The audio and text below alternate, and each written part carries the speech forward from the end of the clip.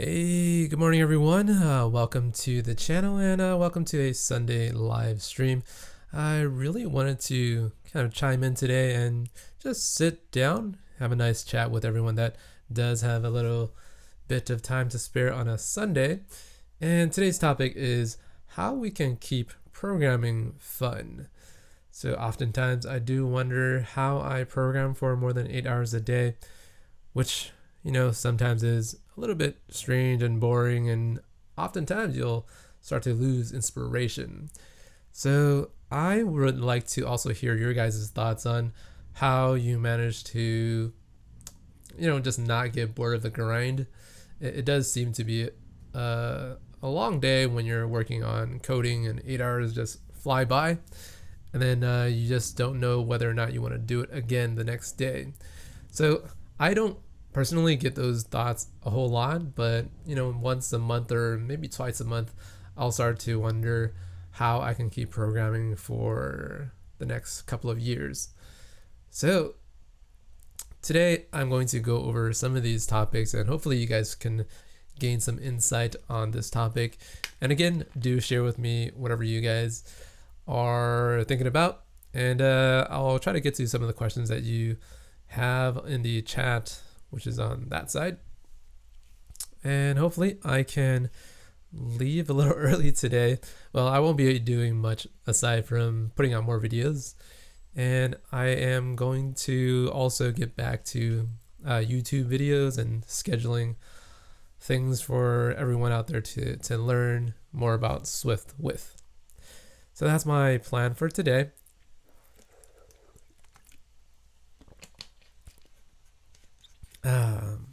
So I already see one comment from Pal saying that sometimes you don't think like it, but then again I think about the money and I'm back on track. I do tend to agree to that statement. I probably am in it for the money. Let's say maybe 70% of it is about the money, and then the last remaining part is educational. I find programming to be a lot of fun. It's one of my hobbies that I do every day, and I just like talking about it. So, okay, let's get into the first subject of the day, which is if it's not fun, then don't do it. Throughout life, when you're trying to learn something new, it's much easier to get good at it if you actually enjoy it. So programming can often feel like a chore, like a huge chore, when you're not building something that you don't like working on. And this is when it becomes a job that you really don't look forward to. Now, in my professional career in the software world, I've had a lot of jobs where I didn't exactly want to like head into the office every day because I knew that the task I was assigned with wasn't exactly the thing I wanted to work on. And, things like bug fixing, testing is one of those things. And what else? I think sometimes just going through Jira or Trello or whatever CMS software you have, and trying to answer the product manager's questions as to, okay, when is this feature going to be finished? Are these bugs going to be fixed? Give me an estimate of the timeline for when you think this feature will be ready for testing so that I can give it to the beta testers. So whenever I am hit with these type of, like, I wouldn't say tedious, but not the most fun thing in the world to do, especially as a programmer, that's when I start to perhaps lose some inspiration. And so the thing that's most important is to always make sure you're writing code that makes you feel inspired. But again, feeling inspired often doesn't last a long time. So the question now is, how do you feel as inspired as a programmer when you've been working on the same thing for, months, right? So how to feel inspired. And this is something that I oftentimes struggle with a lot. And so hopefully if you guys can leave your comment on how you feel inspired, in terms of coding, that'll help me out. That'll help everyone else out in the live stream right now, which is going with 94 people. So that's a pretty good amount of fellow programmers that you are interacting with for today. So I really love working with new languages that I've never touched before. And I find that to be just fun in general. I think the most interesting part about it is when I'm learning the new syntax and I kind of gain some insight as to, oh, the languages that I understand now, they actually do this in another way, which is kind of strange. And you get to appreciate the small little nuances between like language A and language B. So for example, in Swift, right? Every time you write a for loop in Swift, depending on the Swift version, it changes from like a for each to a for, and now there's this like enumerated thing that gives you an index. And now the best thing is to not use a for loop, but a for each loop. And there used to be this thing called fast enumeration with for x in array. The syntax changes every time, right? And then you move on to another language like C# or Java. You think, oh, you go back to the good old days of just using a regular for each loop. So going through all of these different like programming concepts again reminds me of what I first, why I first got into programming, things that I really liked and enjoyed a whole lot. So when you start to feel bored with programming, it's a really good sign that you're no longer learning a whole lot anymore.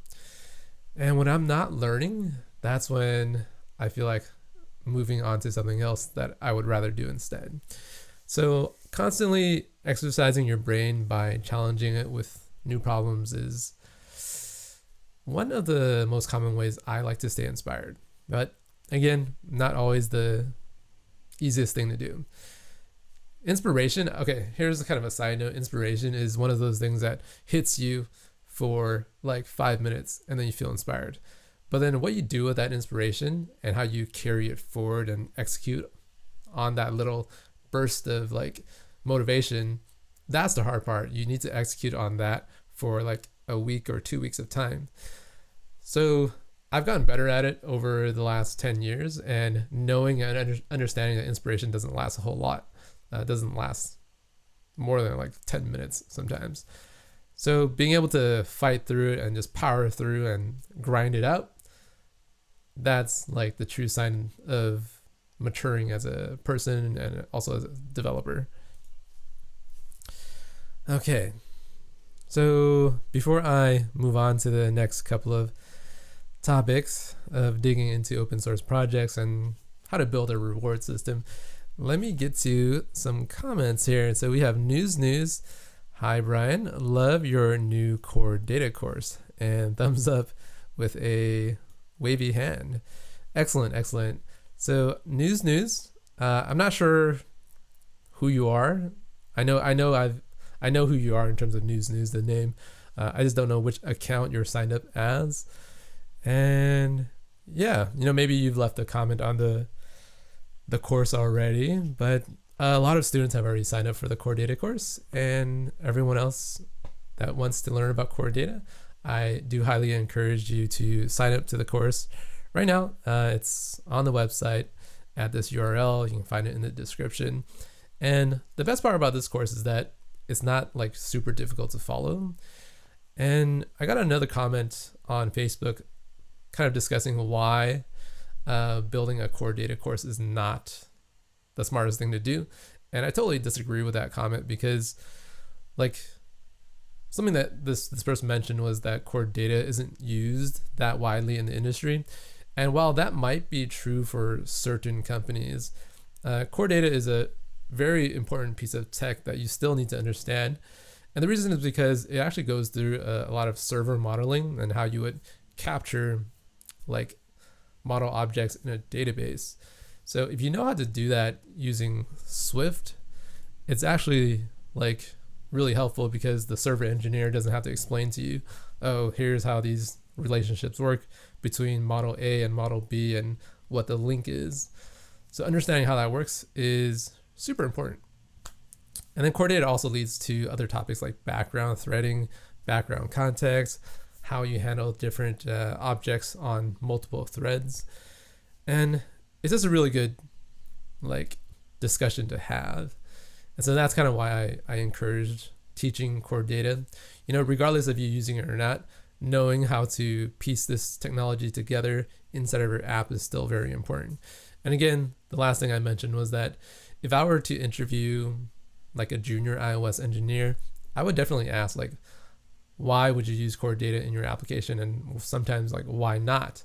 Like, why would it be a negative aspect of your app to include core data? And if you can't answer those two questions with a like reasonable and also a intelligent answer, then I would be really surprised if a candidate didn't understand core data enough to answer those two questions. So that's okay. So you are Weir 99. Awesome. So I remember answering your question about NSFetch results controller. There is an episode on or a lesson, episode 28 or something, where we discuss about how to make NSFetch results controller automatically respond to core data persistent events. Okay. Oh, no water in here. Okay. Oh, I'm going through bursts of, oh my God, this is going to be the best app ever. I can't believe I get to make this. And then, oh my God, I'm a fraud. I'm useless. Why did I quit my real job? Fun times. Is that normal? How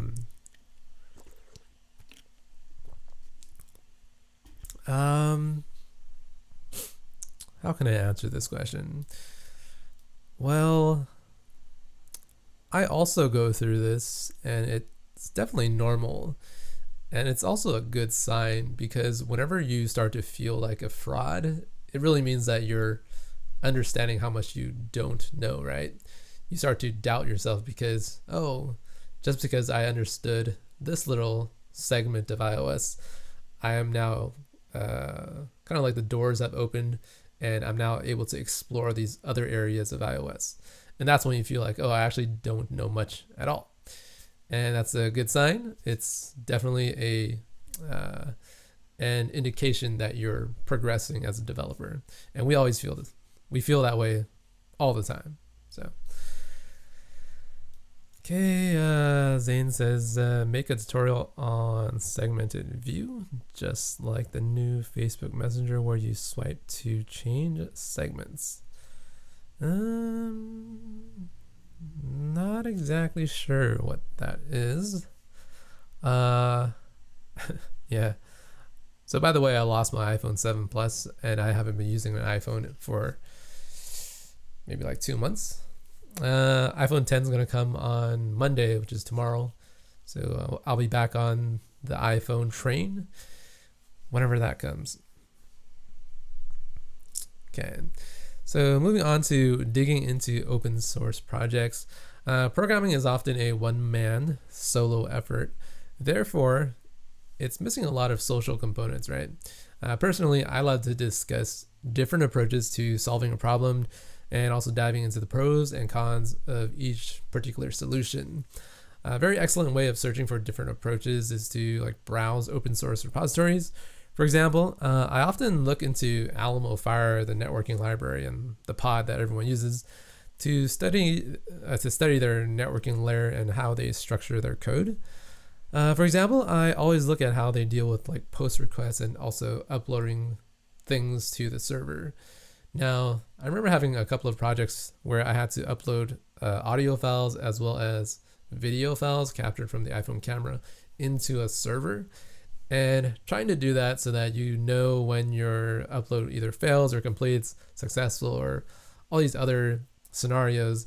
It's kind of difficult to handle, and having Alamo Fire available for me to study, look at how they perform the upload requests, I find that to be really helpful, because otherwise I wouldn't have been able to come up with such a elegant solution. So other libraries like Progress HUD, I think, I find it's really nice to have some loader spinner thing that shows up so that it blocks the entire UI, and then you look into how they do that, and then you just either morph it into something that you can use or just directly use that pod. So I really like just being able to browse other people's solutions.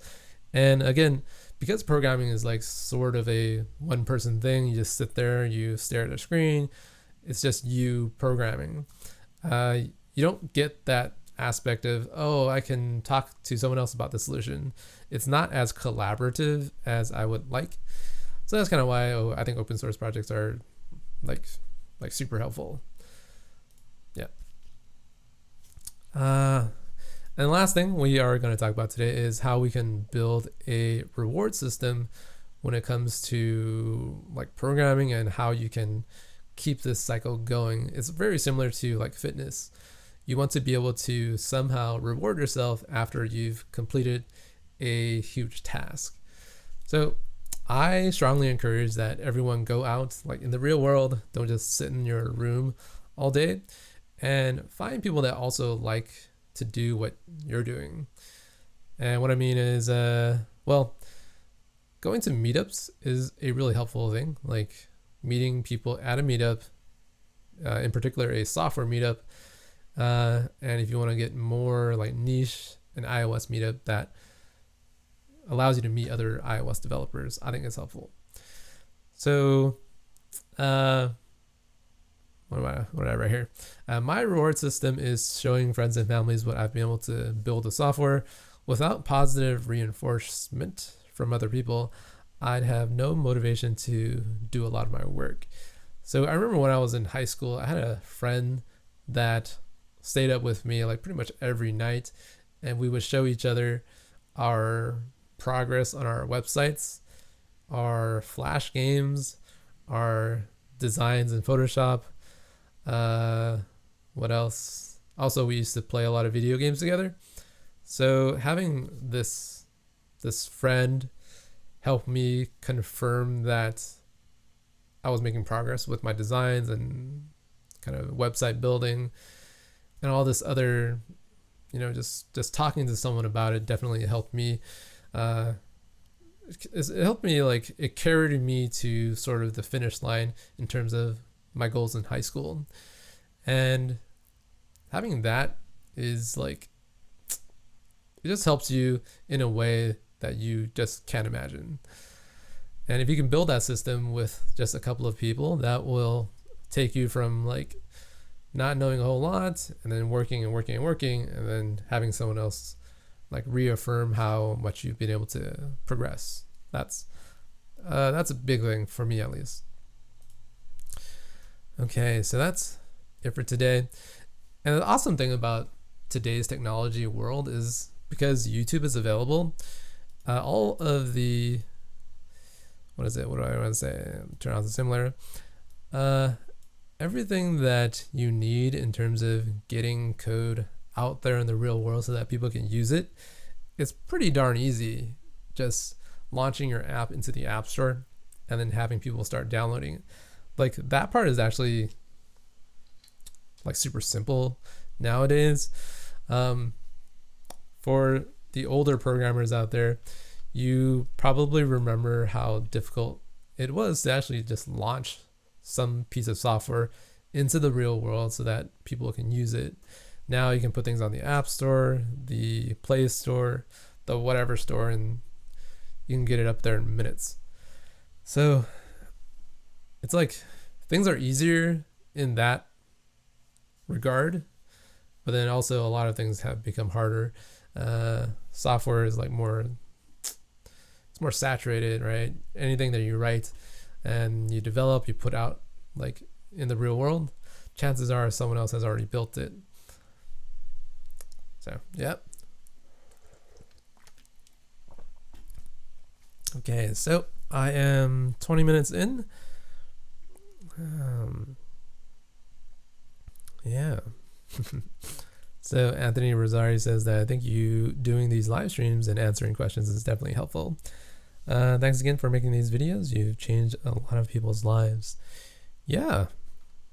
It's also awesome that YouTube allows everyone a platform to impact so many different like lives that you would never be able to contact otherwise.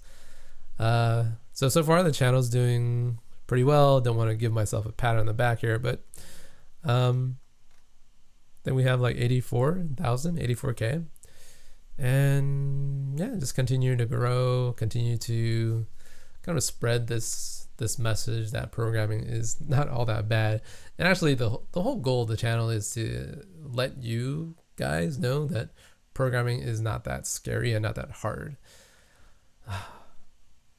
Yeah, that's really the root of what I wanted to put out in the world. Like, especially when I remember the days when I was programming and when I was going to school. Like, it wasn't that programming was hard. It's just that it seemed like no one else was consistently doing it.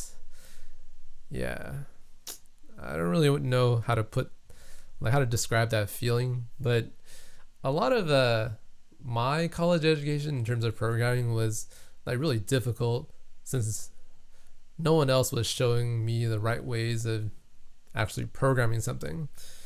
And oftentimes I actually gave up on programming myself. So that was really hard. Yeah. So let me get to some questions before I run out of things to say here and before I start rambling for no reason. How's it going? Rishi, Panthy, good. Let's see. Get burnt out a lot. Would like to know some tips. Yeah. Burnout happens because you're working on something for a long time and then you're just not able to solve it. And that's when burnout occurs. And my advice to burnout is to look for something else to do. Like, look for a different problem to solve.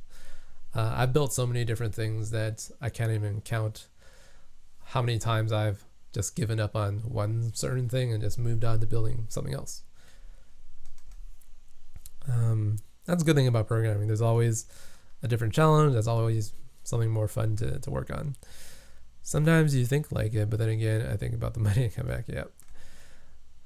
Ricardo says, I'm 16 years old and I want to learn programming. Some tips. So programming, the thing that you do have to start out with in terms of programming is how a function works, how to write like for loops, how to declare variables, and then what is the last thing? I guess defining class objects. Once you know how to capture these four things into like how to infuse all this knowledge inside of your brain, then you're pretty much good to go in terms of getting iOS development down. So imposing some structure on my work schedule definitely keeps me motivated to continue working. Yeah. So my schedule, actually, I totally agree with this because it impacts me as well. So my schedule from the beginning of the day is roughly 9 a.m. or 9:30 a.m. I wake up, because I work from home, I wake up, I get breakfast, and then I check my emails, I respond to things, and I figure out what I need to do for the entire day. And my day really starts at about 11:30. And so pretty much my whole day is about recording videos and preparing for the next day. And then as I've been doing this for the last 2 years, I've gotten better at it. So knowing how to plan out my schedule has always been something that's super important. Yeah. And the other thing about keeping a schedule that's also useful is that it always helps to do things in batches. You never want to be working on something, responding to an email, and then uploading something else, and then creating a thumbnail, and then working on a different task. That never works. It's always better to just like do something, focus on it for a couple of hours, get it done, and then do something else for a couple of hours, and then get that done, and just repeat this process. Otherwise, you're like half-assing everything that's on your to-do list for the day. And then you eventually get either very little done or you get things done, but the quality of your work really suffers. Do you recommend a data science major? Is it a good major? My school, UBC. I'm not sure what UBC is. I know what UCB is. That's the school I went to. Like a data science major is quite decent, right?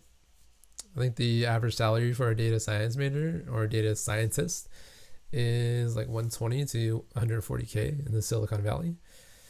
And that's not too bad. Jaden Kim says, hello, Mr. Boom. Hello, Jaden. Eric Blancas, what do you do to prevent yourself from burnout? Yeah, it's hard. Just work on new projects.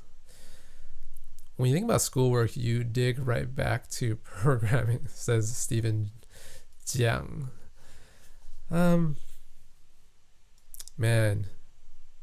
So I personally had a really hard time with school.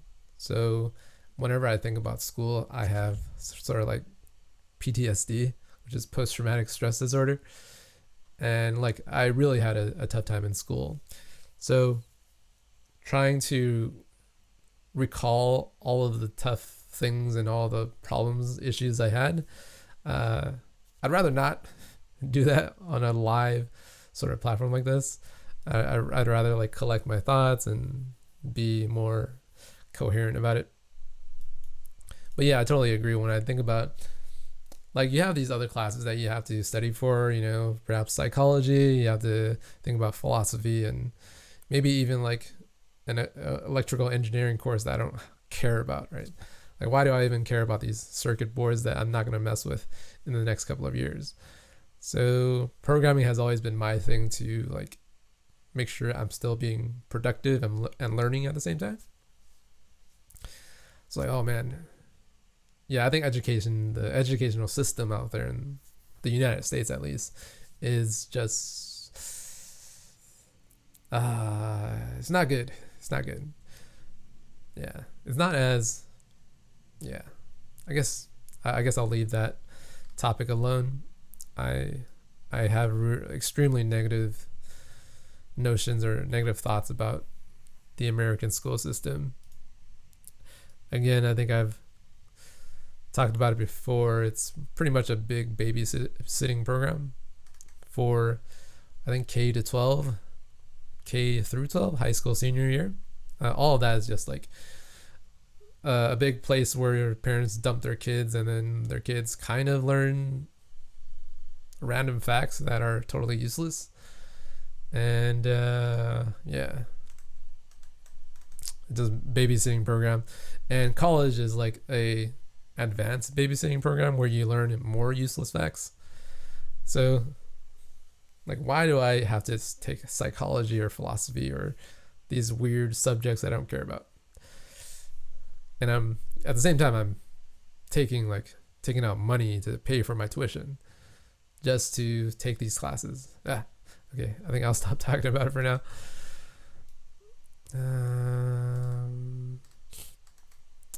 I agree. I can only focus on something for a long time, on things I like. Yeah. To-do apps. Yep. Not the greatest type of app to build. And you want to constantly like up the difficulty for the app you're building, so that you're making, obviously you're going to be working on things that you already know how to do. It should be like 50-50. Like, here's all the view controllers that I know how to build, the table view, the cells and stuff, and you know how to do that already. The other 50% of the software, the logic that you need to write, should be on things that you have never dealt with before. For example, if it's like storing things on the device, such as a temporary cache, that's when core data or user defaults come in handy. So learn about core data, learn about user defaults. And if you need to upload something to the web, learn about URL requests and how Almofire does it. And if you need to process images on your camera, you got to learn how to use the camera.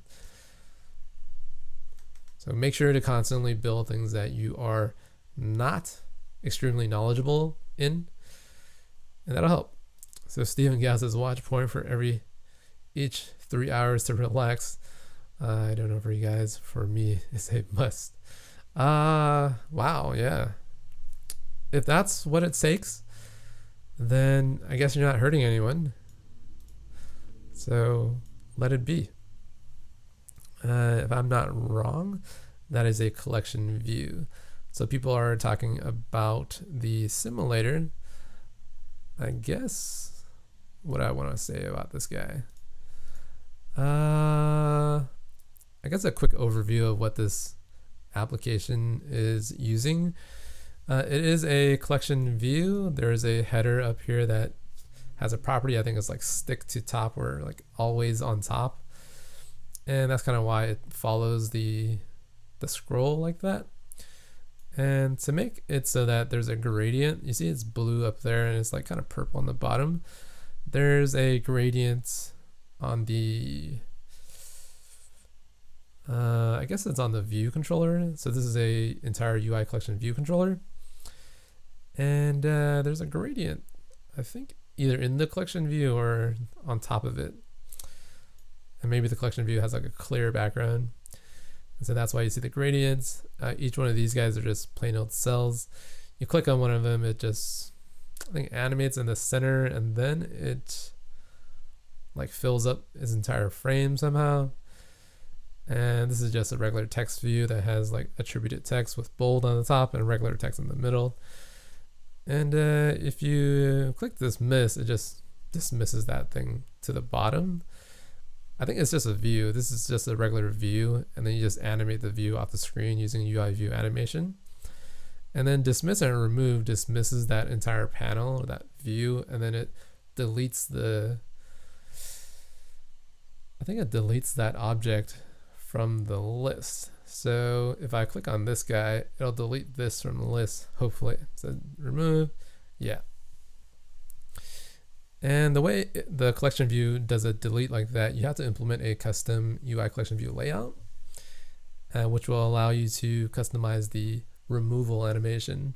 Otherwise, it's just like it's like a choppy effect where it just like snaps into the top. And so yeah, a lot of you probably already know how much I focus on UI, and that's why I really got into programming, because I enjoy UI a lot. So that's the reason every time I put up an application on one of these videos, it has so much detail in terms of the UI looking professional. And maybe that's something else that I'll talk about later in another video. Getting your UI to be acceptable on your portfolio projects is like more important than you would think. From an employer's point of view, from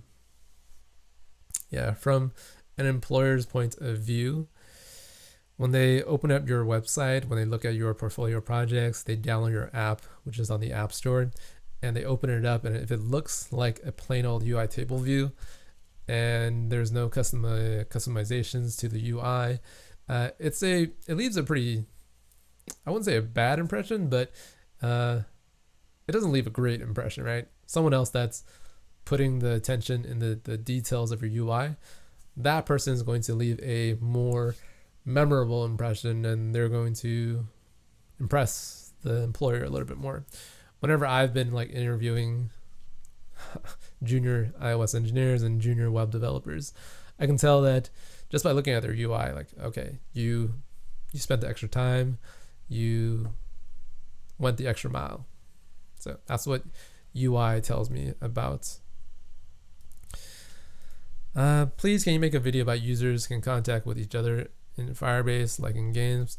Well, that's just like push notifications.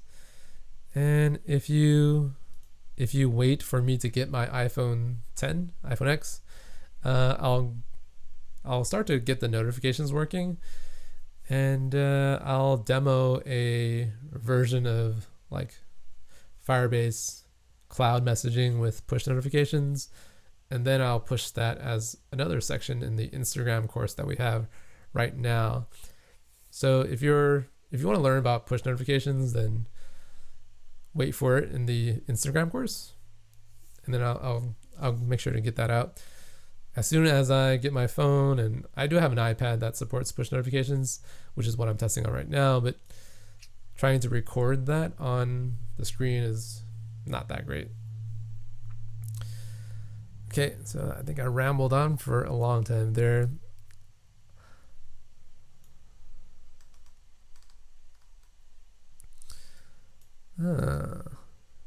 Collection view, yes.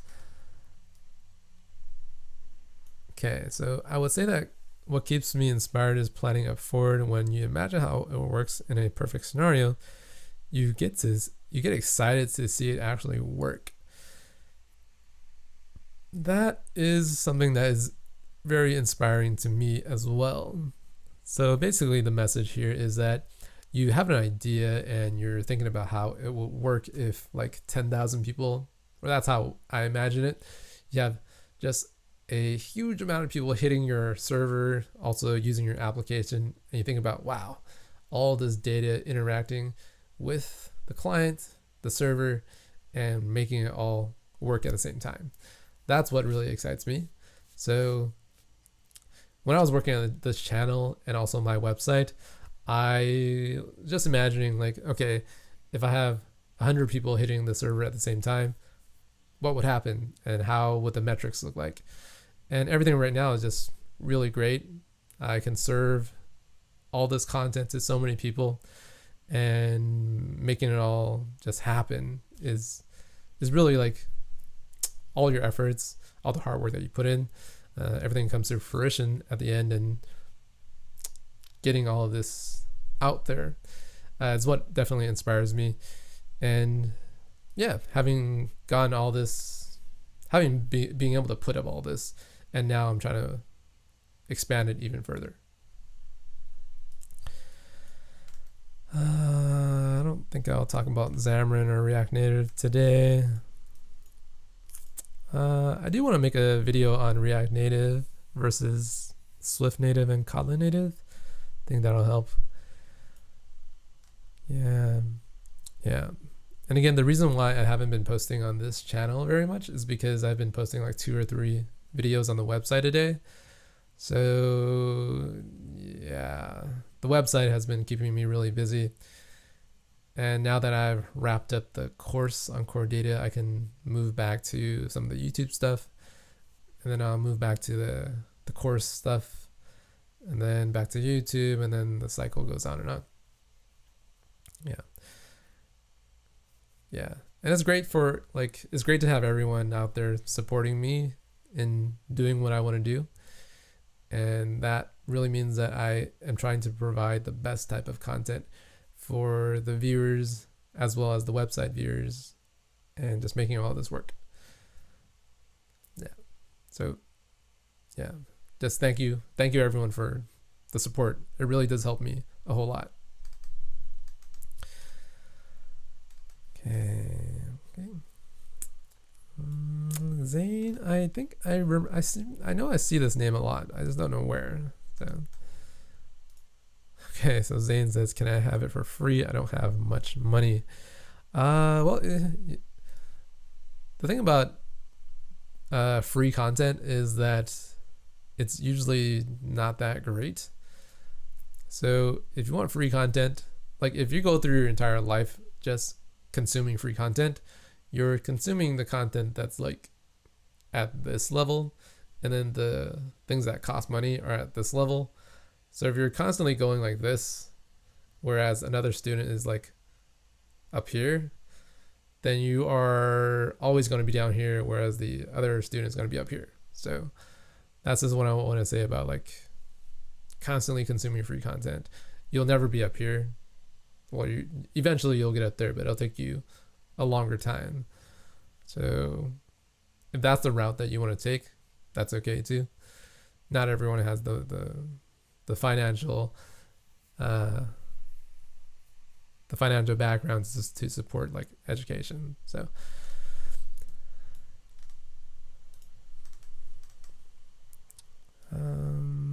what automation tool do you use for testing REST API?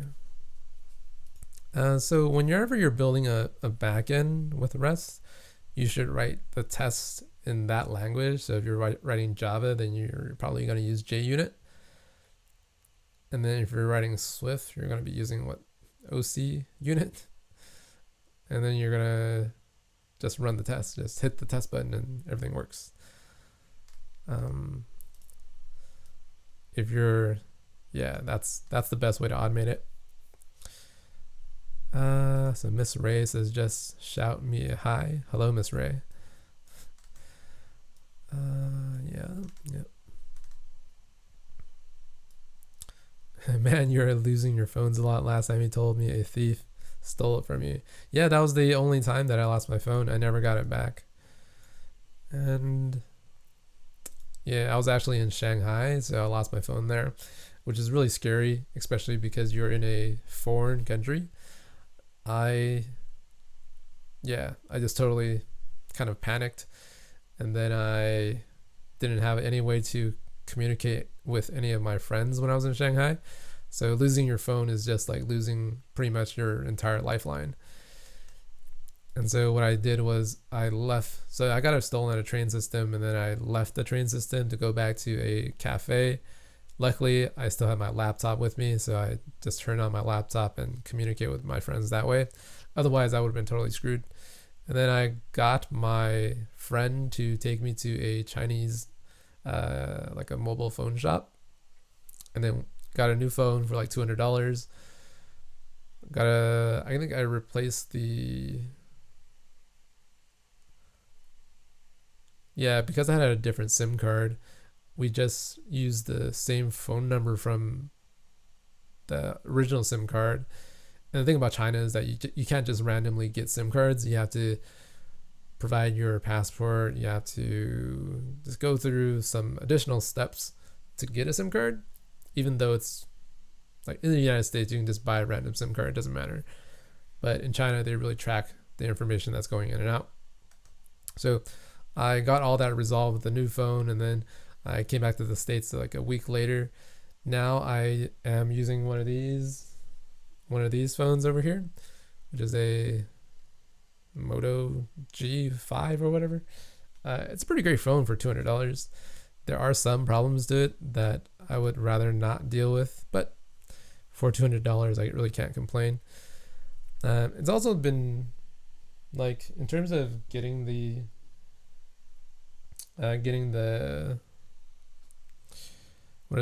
the Android UI on that phone has been super helpful. And I guess that's something else that I do want to talk about. Like, Android tutorials is definitely going to be a thing on this channel. I've gotten a lot of emails from users about, when are you going to put out a real Android tutorial? Like, aside from, I think I put out like 5 videos about Android Kotlin. Like, that was the original intent of this channel, was to put out iOS, Android, web, React. Okay, web and React is the same thing. And then back-end server tutorials. So as you can see, I have pretty lofty goals in terms of getting out as much content as possible. iOS has been doing very well on these 5 pillars of what I want to get done. Now Android has made its way into my channel, and then the backend stuff and the React stuff, I just haven't really gotten the time to get it out there. Now it's been 2 years since I've had this channel up. I would like to get that going as soon as I can, however,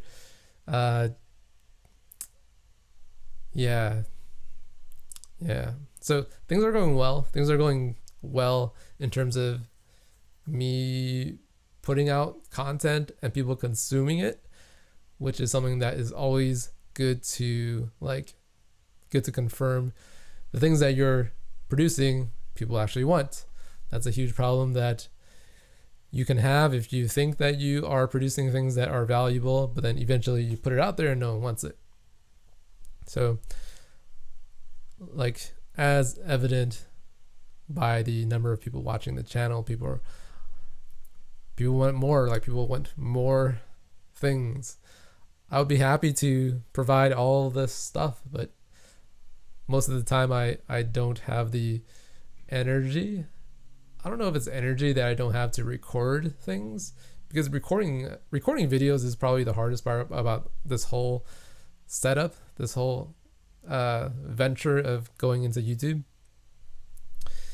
And it's not that recording itself is hard, but to produce these videos at the quality in which I'm aiming for, that's kind of what slows me down a little bit.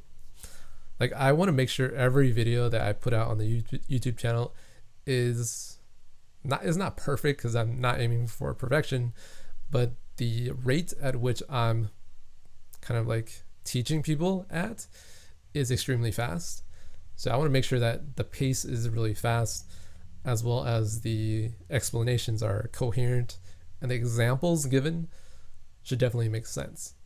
So getting all that right takes time to prepare, and also it takes time to like edit, and that's like the top priority for each and every video. Nothing I put out there is something that I would ever take down, because I set the bar at a certain level, and once I meet that bar, I'm like, okay, this is going to go on the channel, stays up. Anyone that finds this video, whether or not it's like a year from now, 2 years from now, they're going to watch that, and they're still going to understand exactly what's going on. And every video is going to be like that. So like, I still get a lot of comments from videos 2 years ago where people are like, yeah, I see this is written in Swift 2.0, now Swift 4 is out, how do I convert this? Well, like, all the concepts are still there, and if you're watching the old videos, I know some of you are, then you can just go through the code and you'll understand most of it. And that's where I want to like keep the bar at in terms of the videos. Okay, so this stream has turned into just me rambling for I don't know how long now, an hour. Yeah.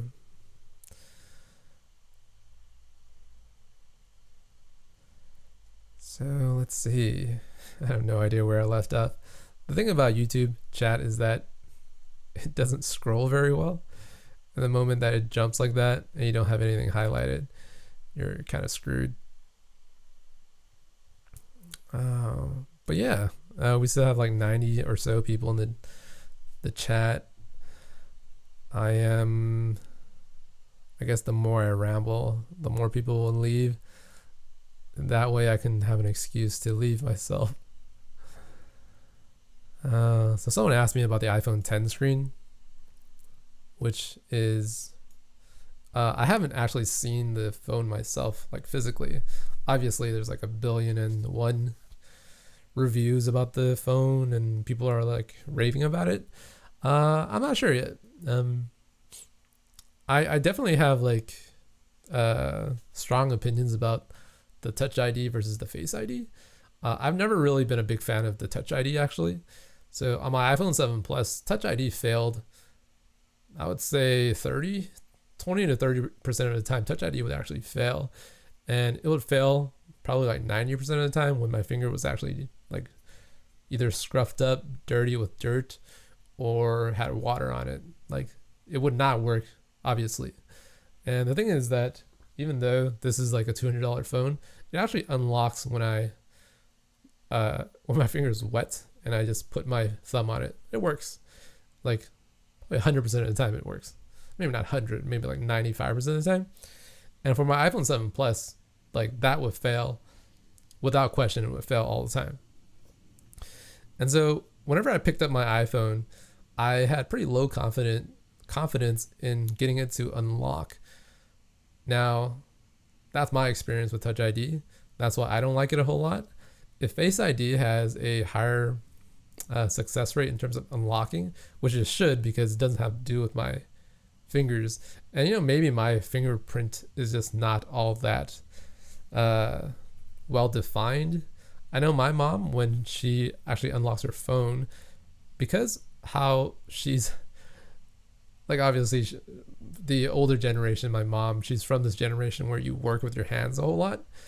So she's her hands are just been roughed up throughout her life, right? It's just been uh uh strenuous, especially on her fingers. And so she doesn't unlock her phone with her thumb because she just doesn't have the physical grooves in her fingers anymore. So her fingerprints are just kind of smudgy, is probably the best way to define it. And so Face ID would definitely be an upgrade for her because obviously you just need a face.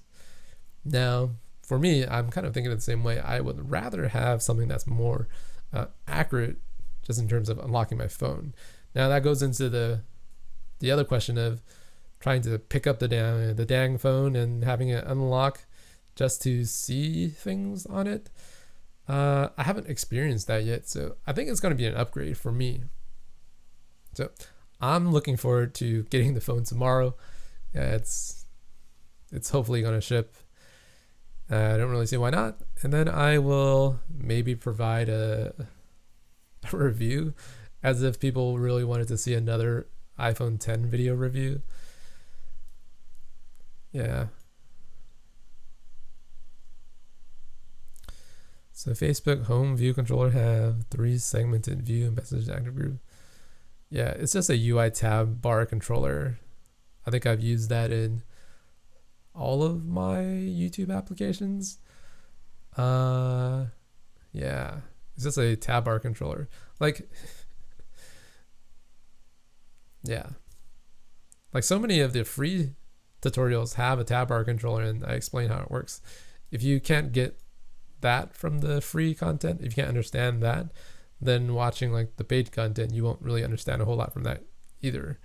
So hopefully you can just go through the free stuff and move on from there. So Ken K says, thank you for the thorough videos. Yeah. Hello from Russia. I don't know how to read this. I guess it's Ank Nanab, if that's how you pronounce these characters. Thanks for the amazing courses. Will there be courses with Touch ID or core location and something? So Touch ID, I would rather not touch. Oh, that's a bad pun. Core location is something that I'm going to be releasing in the next course using MapKit. And because maps are such a big thing in mobile, I think it'd be an excellent topic to discuss for the next course.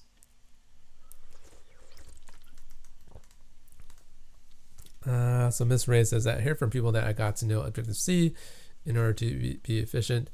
Don't listen to those people that talk about Objective-C as if it's some kind of holy grail of programming. It's just another language. Once you understand Swift at like a proficient level, that's kind of when, if you dive into Objective-C again, you'll realize, oh, it's just the syntax just looks different. That's it. Yes, learn Objective-C isn't that hard, just a lot of square brackets. Yeah. So, yeah. So Objective-C I learned like 4 years ago. And before that, I probably knew like 4 or 5 languages already. And so picking up another language is just learning a new syntax. I guess it's harder if you don't know that many languages, obviously. Yeah.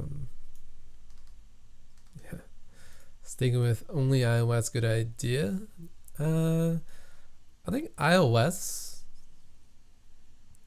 So I personally have this strange like gut feeling. I don't know if it's instinct or not, but I feel like the iOS train is slowing down. Yeah. It's not that it's going anywhere, but the hype around it has definitely died down a whole lot. I don't know if it's because there's just so many Android phones out there, and whether or not it's because web is such a huge thing right now, but iOS doesn't seem as big as it used to be. So I would recommend that if you are trying to be a software developer, stick with iOS for like your first couple of years, and then you are going to get into like web and backend and server technology anyways. So if you're wondering about it, then it's not something that's worth your time to think about. If you're a good engineer, you'll automatically go into different things. Just wondering, does the new core data course integrate Firebase with core data? Also, thanks for everything.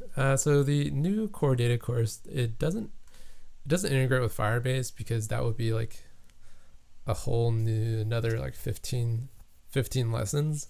So I haven't really talked about that, but Firebase has its own persistence layer. That's kind of why I don't recommend using both of those technologies in the same app. It's not that it's not great, but you really have to be able to differentiate between things that you're putting into core data versus things that you're putting into Firebase. And because Firebase is constantly being updated, you have to just make sure that the core data stuff it's there, and perhaps it'll serve as like a file caching layer. Now, yeah. So Fred says that, hi, why did you quit Android Kotlin? Because lack of time. Yeah, that's basically it. Lack of time. And I actually really I really enjoy working with IntelliJ, which is Android Studio, the editor. I really like it a whole lot. If I could do that 100% of the time, I probably would, but obviously I have more things to do. So, yeah. So now that I've wrapped up the core data course, I do have a lot more free time to think about what I need to do right now. And if Android and Kotlin makes its way into the next week, then I'll put out those videos. He's finally back, Doug Harper. I'm learning a lot in the core data course, and parts of it are useful in one of my clients' projects. Awesome. Yeah, you'll be amazed. Like, even when I watch other people program, like I see how they do these. I see how they write their logic, and I'm like, oh, that's pretty amazing. How come I didn't think of it this way in my program? And the more like you see other people code, that's kind of what I was talking about earlier, that social aspect of it. You watch how another person like writes a more elegant solution than you could think of. And then it's just like through code review and seeing how efficient someone else thinks, that's when you grow yourself in terms of programming on a different level. And I've been able to like luckily have this experience all the time working in software organizations with smart people, and that's been really helpful for me. And hopefully the videos on this channel and the website, that also permeates through the recordings. Yeah, hopefully. So I started programming. Laziness made data analysts easier. Started with VBA and Excel a year ago, then Python and R, now Swift. That's a good. I guess those are good steps in gauging your progress. Yeah, sounds really good. I really like hearing how you've been able to progress from VBA to Python and R and now Swift, and that's because that's what I did back in the past. I like went from language to language to language, and nothing really stopped me. I found all of them to be like perfectly enjoyable. And that's how it's become a hobby for me. What do you think about Kotlin native on iOS? I don't know. I don't really see Kotlin being like the language that you would write for iOS. That seems a little strange because, yeah. It gets boring, especially in a company when you're no longer learning new things and just supporting existing applications. It just made me quit my job. So Mutt Tani, I know what you are talking about. That's kind of why I quit my job at Touch of Modern. After having released that piece of code onto the App Store, I just sat there and like maintained it for probably like a good year.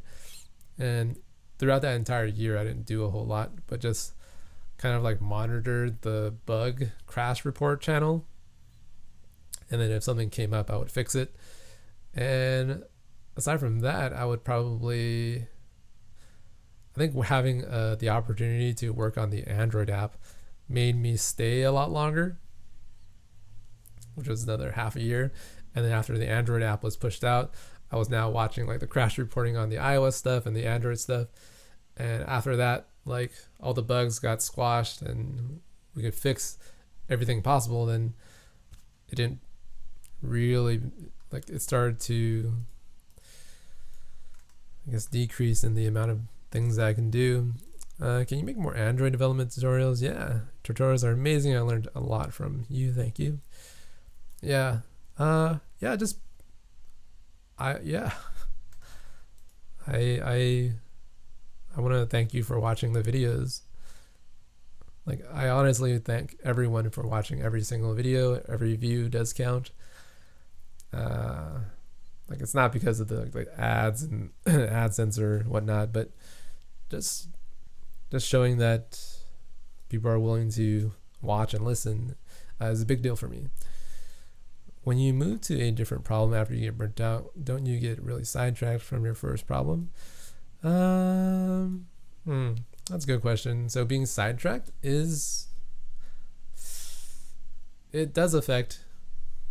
it affects you in a way that I wouldn't say it's always negative, because when you finish a different problem, you come back to the original set, you kind of feel like, oh, this problem over here I just solved.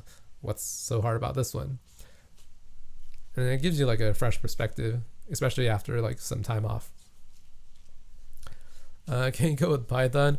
I don't know how to code with Python. A lot of engineers that I've worked with in the past were like big Python guys. And yeah, those are like really smart people. I really wished I knew Python, but just not the thing I got into.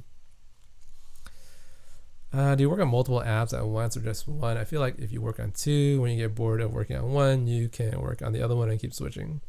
That really depends on if you have the resources to dedicate to two apps. So when I was working professionally, I was working on iOS and the Android and then also the web stuff. Like, not all at the same time, but all like 1 week here, 2 weeks here, another week here, and then I would rotate between the three. So if that's possible, then yeah, it keeps things like fresh every cycle, and that does help a lot. How come we're not publishing apps on the App Store all the time? Like, you could make a lot of money with all of your skills. So maybe I want to talk about this for another 5 minutes. Okay, the stream's like over an hour right now, and luckily I had my lunch already. That's where I can stand up and talk for longer.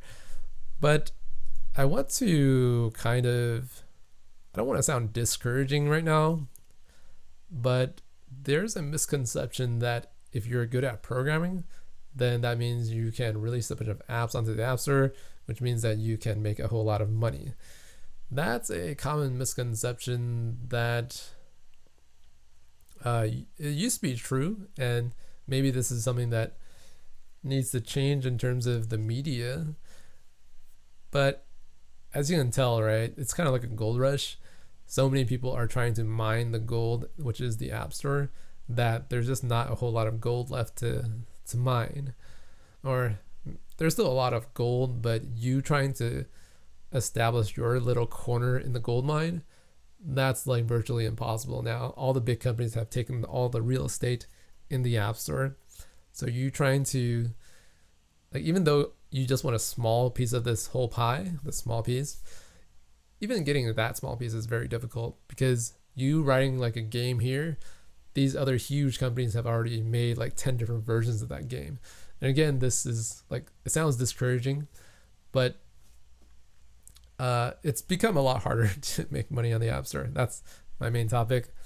That's not to say like learning iOS is pointless or bad or anything, right? You can still get a job that pays you 6 figures easily. I wouldn't say easy, but relative to everything else in life, becoming an iOS developer, making good money, I think is relatively easier than the rest of the jobs that you can get. So yeah, it's like publishing an app and making money in the App Store. That used to be a thing, I don't know, 5 years ago. And now, unless you're really good at marketing and you have a really good idea, then yeah, you can make a whole lot of money. And maybe that's something that I would pursue as another side project of keeping this channel running. Yeah, maybe. I don't know. Oh, checking my emails. All right, so we have someone else that purchased the Instagram course. So really good to have people support me. And I know it's not always great to watch someone check their emails. Yeah. Okay, so more people are joining the chat, which means that I'm going to get more questions to answer. Oh, God. What are apps you constantly use? So motivation. That's what makes programming fun. That's what makes a lot of things in life worth doing. I don't actually use a whole lot of apps. The number one app that I use is obviously YouTube on my phone. I watch too many videos on my computer, on my phone, on my iPad. Just, it's like my whole life right now. Just a little sad. The next app that gets the most usage on my phone, I would say the Gmail app. And then there's, I don't really listen to music on my phone. I don't like watch stocks. I guess banking, my banking app to see if I still have money to buy things.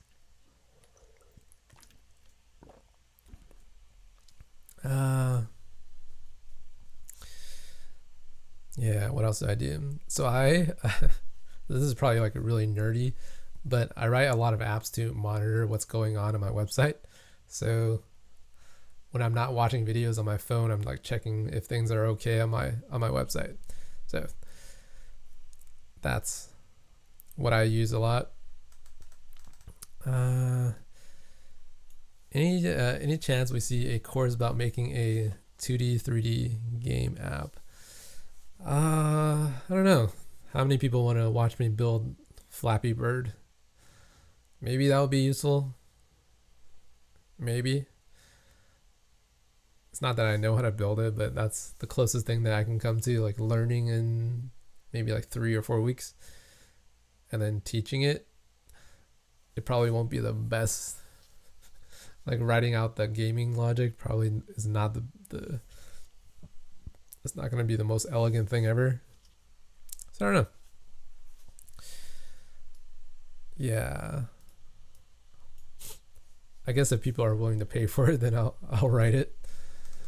Because as you guys all know, everything's about the money, right? Recommendations on what to use storing user passwords in the cloud like Firebase. I would recommend not storing passwords ever. So like Firebase, you don't have to deal with passwords because they handle the authentication for you, which is great. Like dealing with passwords is it's a huge deal. If you're not careful with how you store sensitive data, then you're probably doing it incorrectly. I still have nightmares about college. Then I woke up and smile, school's out, learn on my own, never stop learning. Yeah, I sometimes have like night terrors about my experience in college. And I know other people have it too, like failing an exam, failing a class, not graduating, and things like that. So those are my night terrors. Maybe I'll dedicate a whole video to my experience in college. And that's actually led me to building this channel. So I wouldn't say that college is, or I wouldn't say that my college experience was horrible, because horrible things definitely lead you to have it's character building, right? Core animations, expand your mind. Yep. Okay, it sounded like Aaron Clary for a moment. I used to watch Aaron Clary a whole lot too, and I wonder why I stopped watching him. I guess he kind of changed his attitude on things. So the problem with Aaron Clary, I would say that he's an extremely interesting guy. So if you guys go watch Aaron Clary, you'll get like instantly attracted to his style of commentary. And then the problem with Aaron Clary is that it's sort of like a misery, misery loves company, or whatever the phrase is. His channel is just super negative, probably is the way I would describe it. He's a good guy, but because it's so negative, after you watch like 10 or 20 of his videos, you can't really sustain that amount of negativity. And that's why I try to keep everything positive on this channel, even though the world's not always positive. Hoping this channel is a way to keep the positivity up. Do you think it's good to use PHP in backend? Yeah, whatever language you can write with your backend, I think it's a good idea. Facebook used to use PHP, and I think they still do. So I think they know what they're doing over there. Not a small company. Do you think there's a difference between getting your degree, a small name, no name college versus a big name college versus online, I suppose? I don't know. That's not a question that I want to answer in like 2 seconds. So I'm really hesitant about online degrees. I'm even more hesitant about getting like I don't know.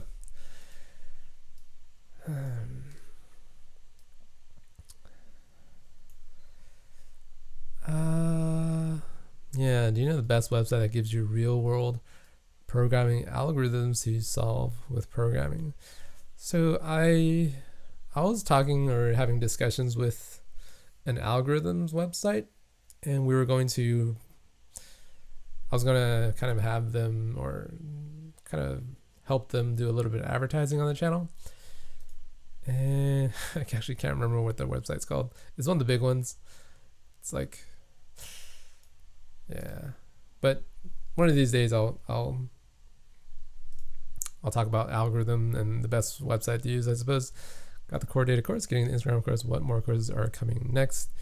And when do you think we are ready to apply for a job? So the thing about the Instagram course is that once you're able to build that out without the help of any of those videos, you're probably ready to get a junior developer job, because there's so many things that you are building out through that application that's applicable in the real world. That's why, or that's how I've really built out these courses. It's really meant for people to like sink their teeth into many different aspects of an app, and then once they can build it, they should be able to like expand into the real world. So it's a stack overflow. Have you used AWS? I have used Auth down, just starting to learn how to use JSON. So everything on the website is served through AWS S3, and it makes my life easier. I don't have to think about storing assets anywhere else. And yeah, like building out the website that supports all these videos and also the source code that you guys have to download. All this takes quite a bit of time to have set up. But luckily for me, I've done it before in a real project. So that made it easier for me to get everything up and running. Okay, so we're at the 1 hour and 15-minute mark. Okay, so Serge says, I'm a senior designer, already 33. I'm 33 myself, and so let me try to answer this from my perspective. I'm following your tutorials, and it's been great so far. Okay, so if I were to transition into being a senior designer, which is always something else, I really love designing. I got into like Photoshop before I got into programming, and I've been using Photoshop ever since. So I would say that okay, so let me read the rest of this. What really scares me is the algorithm part. Anyway, just cranking on your tutorials for 1 or 2 hours a day. Yeah. Some people binge watch all of my course videos, which is like watching all 40 lessons in a day or 2 days maybe. Still very surprising that people do that. Thinking about getting one of your paid courses. My question is, how will you know if you are ready for a junior position interview?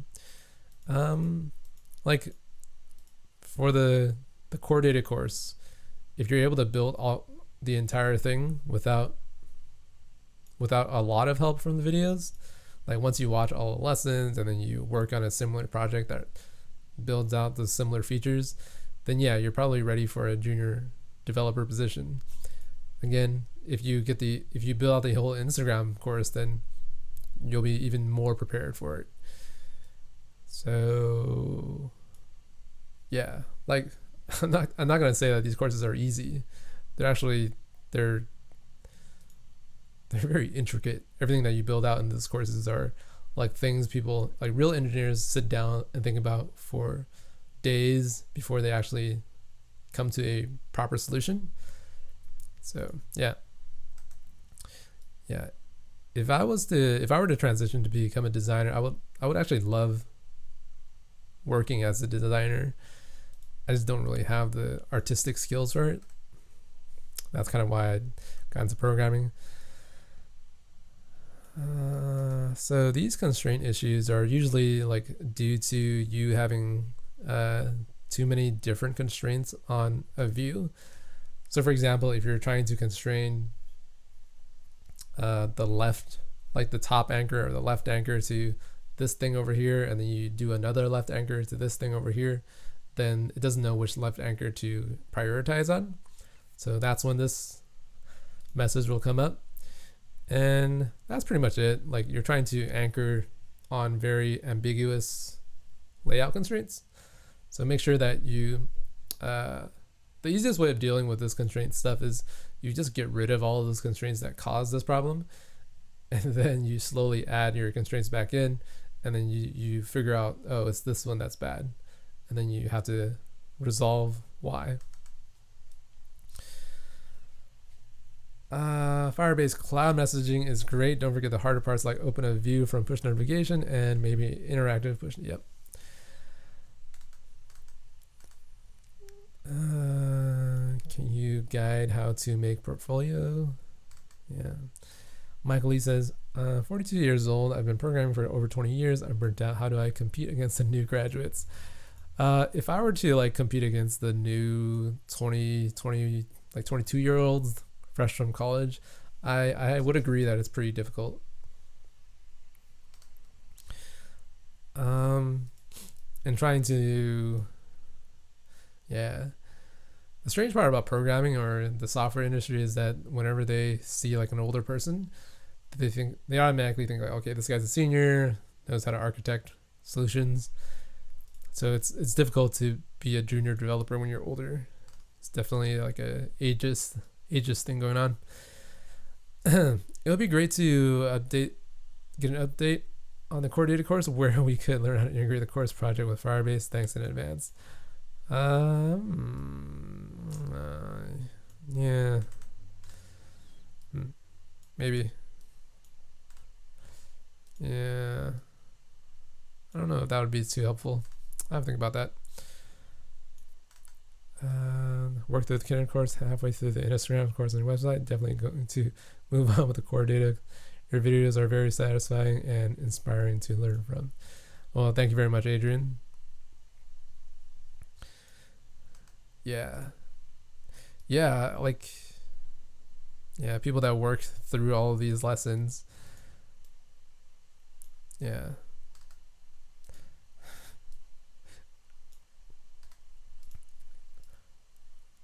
Yeah. There's so many people that are just like watching me on their screen the entire time. I bet you a lot of people are sick of watching me already. Teach noobs like me. So, I'm a 19-year-old app developer. I must say, I absolutely love your videos. Could you please do a shout out for my application? Well, thing about shout outs and like promotions is that it's not very organic. So you can't really rely on this stuff. If you get into marketing, you understand how important it is to get organic traffic versus traffic that you pay for. Yeah. So Fred it says that he's already using Firestore. I actually plan on going to like the Firebase campus, the Firebase office, and interviewing some of their engineers about Firestore, Firebase, and all this technology that they're developing. And I think you fellow Swift developers would enjoy that. And I want to get that done relatively soon so that people can, make use of that, make use of what the Firebase team is able to discuss. So I think making a video on Firebase and Core Data integration would be useful, maybe to get more into background fetching and async fetching with Core Data, or even a course, I'd pay for that. So we do go over background fetching and asynchronicity with Core Data. And the tough part about asynchronicity is that you really have to come up with a good example on some of this stuff. Otherwise, it's really difficult to understand, because the hard part about asynchronous activities is that the issues are hard to reproduce because they're not consistent. There's always a race condition in what happens. And I do have a plan to put up a multi-threading series of videos on the YouTube channel. So whenever I have a solid plan for what I want to do for that, everyone will be notified, obviously, through YouTube. Don't be discouraged, guys. Make apps for business and their employees, then license it to them yearly. That's where you'll make money. I feel like App Store, doubtful. Yeah.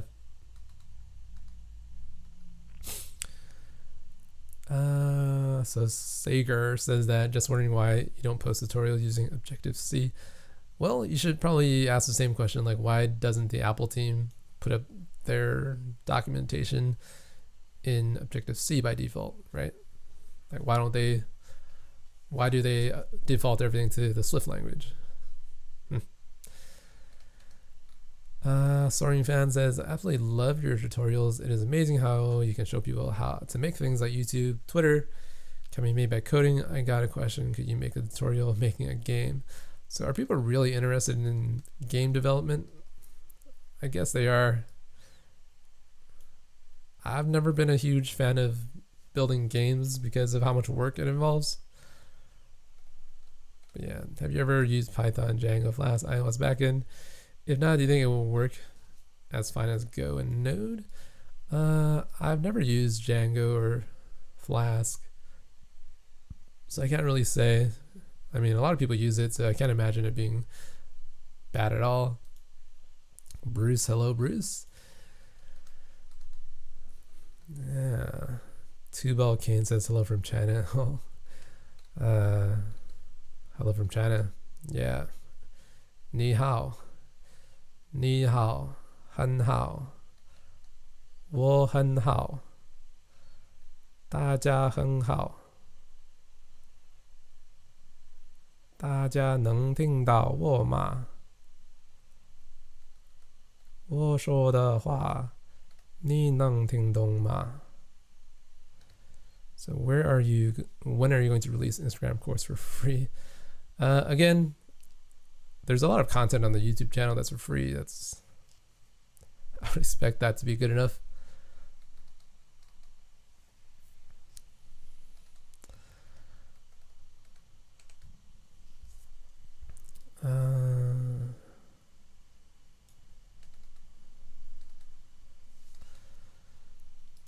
Yeah.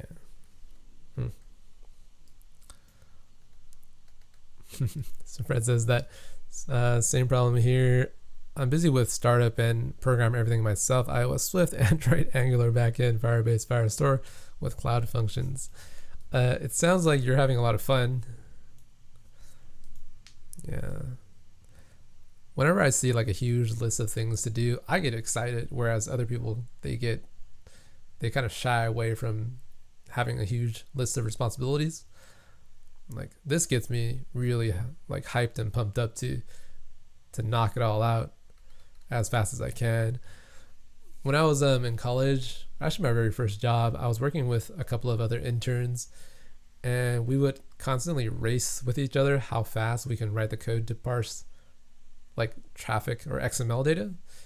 And the first person to win, I think we would like buy that person lunch for the day. So like having people to compete against, especially people that are like roughly on the same level for programming, like that's a huge amount of fun. Yeah, the sound might not be in sync, but I guess it's probably not that bad. Okay.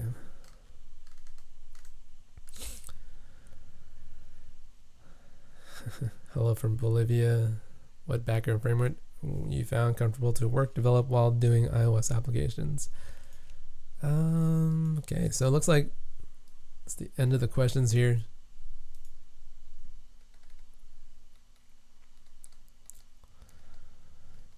Can't really see a whole lot of things to answer here.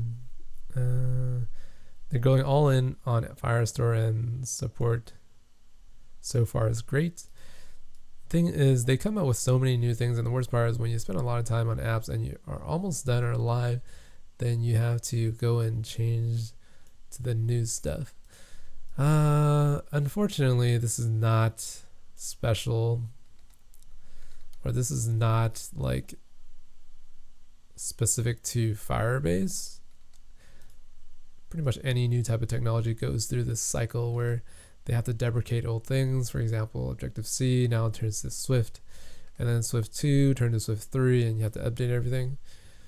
You just gotta roll with it. Yeah. And hey, it's job security, right? Every time you have to update something, that means that you have to spend, more time. You get paid for it.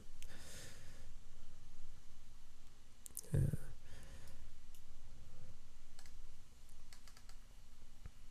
Do you learn it? Are you sick? A little bit. I think I'm better than most live streams.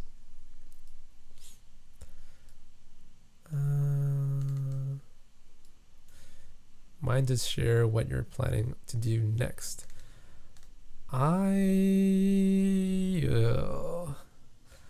So I plan on doing a simple exercise on YouTube, a couple of simple lessons on UI table view and sectioning. Because when I was building out the core data course, I felt like the sectioning part was there could have been more time spent with the sectioning. And yeah. And then I really wanted to put out some new lessons on multi-threading and GCD, operation queues, asynchronous behavior, what can go wrong if you don't plan correctly, how you access your shared resources on a multi-threaded application, which if you don't understand, like if you don't have a good explanation as to what's going on, then it's hard to diagnose the problems that do come up whenever you have so many different things going on at the same time.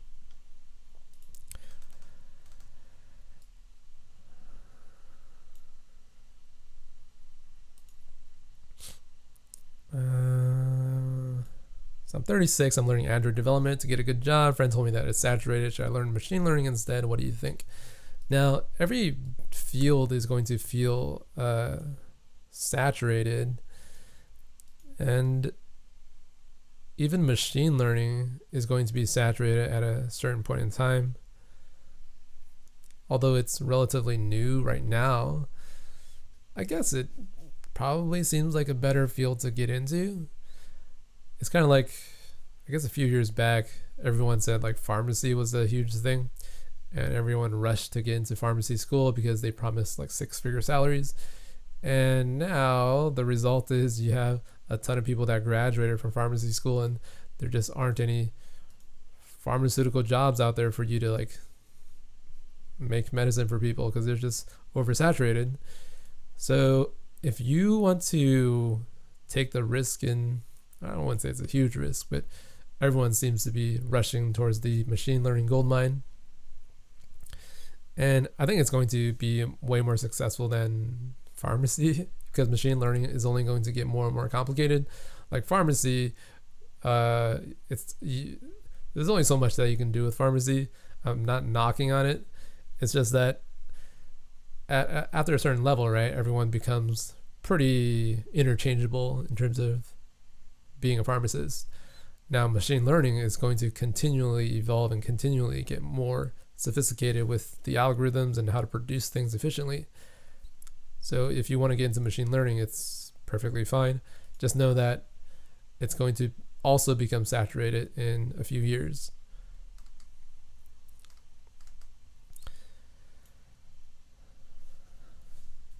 How to implement a scroll behavior like the one that happens when you tap the status bar? Well, you just have to make sure that you only have one scroll view in your app, and then if that's the case, you get that behavior automatically. I think that's the only way you can do it, actually. So Pavlos asks, what is your best tips for interviews?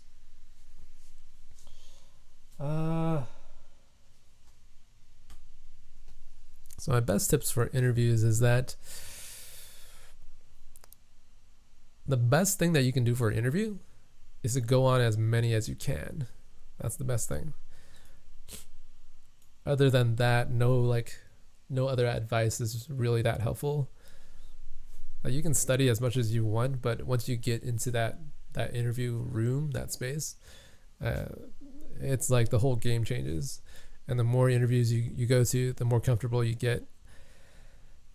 And luckily for me, I think did I land my first job as a fresh graduate with my interview? Let me think about that question. So I graduated with like a non-computer science degree. When I got an applied mathematics degree with a whole lot of like programming courses. And I tried to apply for these jobs that were not programming related. And I quickly realized that those jobs were really hard to get because there just wasn't enough. Like, it's not that it was saturated either. It's just that there weren't so many available opportunities. And then I quickly decided to look at this other section of the job listing website. Then I applied at a software support training role where I would do software support. And then I went in. That was actually the first job interview that I got maybe 2 months after I graduated. So after I graduated, I decided to take a month off from school because of all the stress that it was causing me. And then I took a month, maybe 2 months off before I really started to fix up my resume, apply for jobs. And then I got a interview at this company called Beat the Traffic, and I went in, got interviewed by, I think, one engineer, the marketing person, and then also the CEO. And so it was only, I think, the CEO that asked me a question about how to figure out the circumference of the Earth based on some formula and some kind of value. And because I've done math my entire life, solving that problem was just figuring out how to I guess it was like unit conversion was the most important part. Like he would, I think he gave me like meters and something, and then I had to convert that to like latitude, longitude, and do some other thing, and eventually just lining up the units would solve the problem. So after having solved that, then I think I got a job offer. So that was not that difficult. Obviously, anytime you like get a job offer, you feel like it's not that difficult.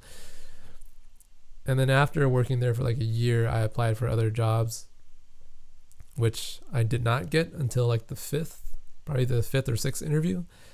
And then I finally got something. And then after that, I think every 2 interviews, I would get the offer. And it's really all about timing. Yeah.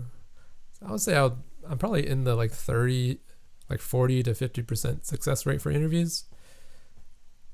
And I find that it was easier in the beginning to get job offers. And then when you become a senior and then you become like a sort of a lead, an architect, then it really depends on what they're looking for. Like it's very specific. So if you don't fit that specific need, then it starts to become harder. That's my experience. Did you buy the iPhone 10? Yeah. I got charged a lovely $1,1140 was how much I got charged on my credit card. Is there a way to lower the bass on your mic? Yeah, probably. Do you go live every Sunday? Not every Sunday. I think every 2 Sundays I'll go live. So Josef, good to see you. Hope you're doing great, and nice to see you're still going strong. Whatever course you put out, I'm going to pay for it to sponsor what you're doing, and because it's high quality material. Well, thank you very much, Josef. It's been a while. I remember having that live one-on-one session. It's been a while. More Kotlin, please. Looking for more advanced backend construction Firebase. If you have any ideas of upcoming course, it would be awesome. I do plan on doing something with Firestore, and hopefully I can work with the Firebase team so that they can give their input on what is helpful. What are your thoughts on Realm versus Core Data? Well, Core Data comes out of the box, which means you don't have to download like a separate pod like Realm, which if you can always eliminate one pod, that's like gonna save you a lot of headache in the future. So I've only heard like good things about Realm. I actually went to Realm's office for their official launch of whatever release. I think their official version 1.0 release. I went to their meetup, and like something actually blew up. I think there was a vape that was plugged into the wall that actually blew up, and immediately after that I just left. So I think they're doing good things over there. They're in engineers. I feel like they have a lot of smart people. Okay, yeah, multi-threading. Yes, background threading and async. How to implement scroll. I think I answered that question. You just have to have one scroll view in your app and the behavior becomes automatic.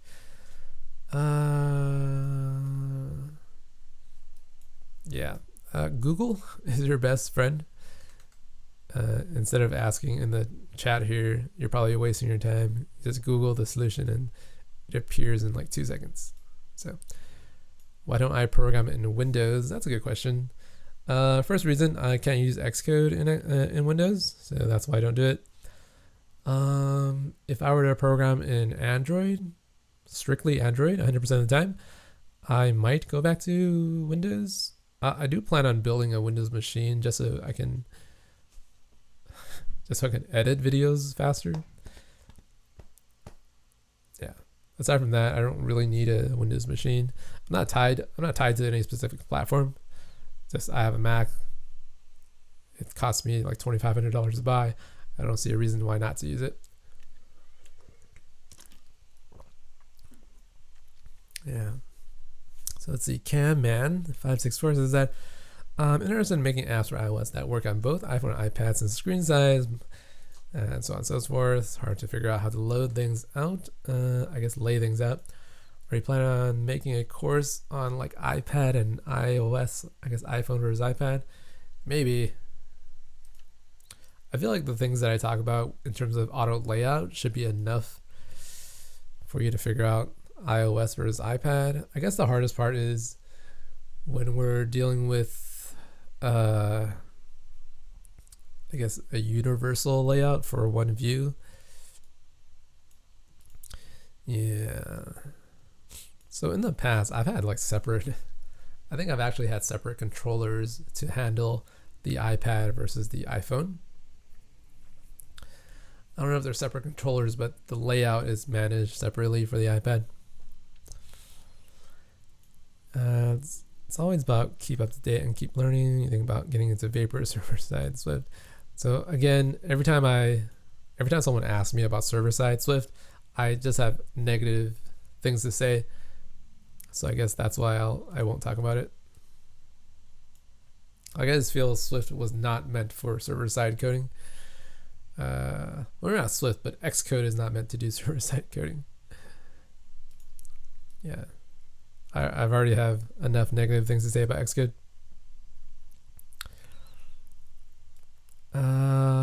There is no solution. Yeah, tapping on the status bar, it's like, I don't know, every time I search on Google, it seems to just show up for me. So I don't know if like all the solutions I know are already on Google, so I won't be able to provide you a solution that's not already on Stack Overflow. Okay, so that's the last of the questions. We have, I don't know, 78 people still on the channel. I feel like this number is not accurate anymore. There's 78 people watching right now. And yeah.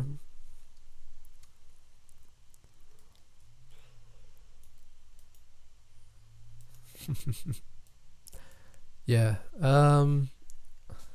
AWS Lambda, use it. I have not used it. But that's going to be it for today. I hope everyone enjoyed today's live stream. I know it's always a long stream, huh? I think I'm going to grab some lunch. That way I don't fall over. And I think I'll see everyone in either 2 weeks or I'm planning on recording some videos today. Hopefully I'll get all that done so I don't like miss my deadline or my scheduling deadline. And yeah, thank you everyone again for showing up today. I again do appreciate everyone that comes, listens, chimes in the chat, and anyone that has the time to just sit down and talk about programming. I'm always more than happy to share my thoughts. And I think we had some really good questions today. So hopefully everyone stays motivated, inspired, and you just want to keep it fun and interesting as you're working on different challenges. That's all I wanted to say. So keep it up, everyone, and I'll see you in 2 weeks. Bye-bye.